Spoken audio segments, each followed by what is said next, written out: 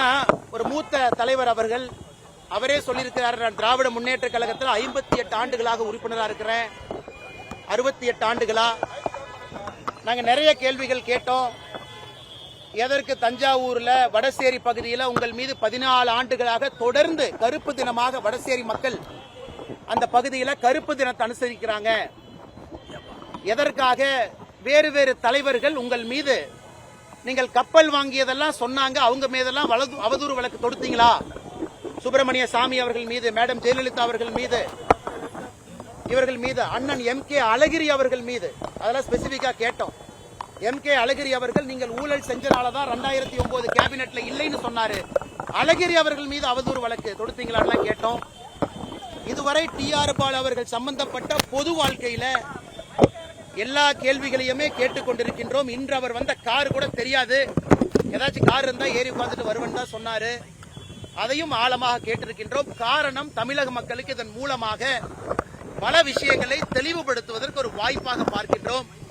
நீதியின் மீது முழு நம்பிக்கை இருக்கிறது, நீதி வெல்லும் என்கின்ற முழு நம்பிக்கையும் இருக்கு. அதனால் அடுத்த கிராஸ் எக்ஸாமினேஷன் அதை கண்டினியூ பண்ண போறோம்.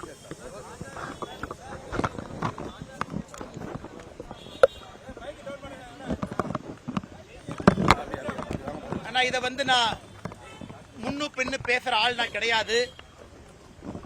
இதற்கு கோயம்புத்தூர் சட்டமன்ற உறுப்பினர், தெற்கு தொகுதி சட்டமன்ற உறுப்பினர், பாரதிய ஜனதா கட்சியினுடைய மகளிர் அணி அகில இந்திய தலைவி, அவங்க மகளிர் அணியினுடைய அகில இந்திய தலைவி திரு வானதி அவர்கள் வருத்தம் தெரிவித்த பிறகு இந்த பிரச்சனை முடிந்ததாகத்தான் நான் நினைக்கின்றேன். காரணம், ஒரு பாரதிய ஜனதா கட்சியினுடைய அகில இந்திய மகளிர் அணி தலைவி ஒரு கருத்து சொல்றாங்கன்னா அது கட்சியினுடைய கருத்து தான்.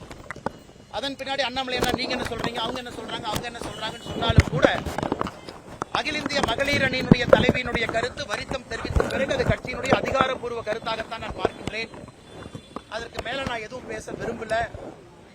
அதே நேரத்தில் சகோதரர் விஜய் அவர்கள், மாற்று அரசியல் கட்சியில் இருக்கக்கூடிய நண்பர்கள் பொது வாழ்க்கைக்கு வந்திருக்கிறாங்க. எல்லோருக்குமே ஒரு திக் ஸ்கின் தேவைப்படுகிறது. இன்னைக்கு கூட என் மனைவியை பற்றி கிராஸ் எக்ஸாமினேஷன் பேசுறப்பவே சொன்னாங்க. அதெல்லாம் தாண்டித்தான் சில இடத்துல நம்ம செல்ல வேண்டியது இருக்குது. சரியா தப்பா எனக்கு தெரியலீங்கன்னா that is a problem with politics. அரசியலினுடைய அடிப்படை பிரச்சனையே நம்முடைய குடும்ப உறுப்பினர்களை முட்டுசந்தியில் கொண்டு வந்து நிறுத்தி விடுகின்றோம். இது அடிப்படை பிரச்சனை.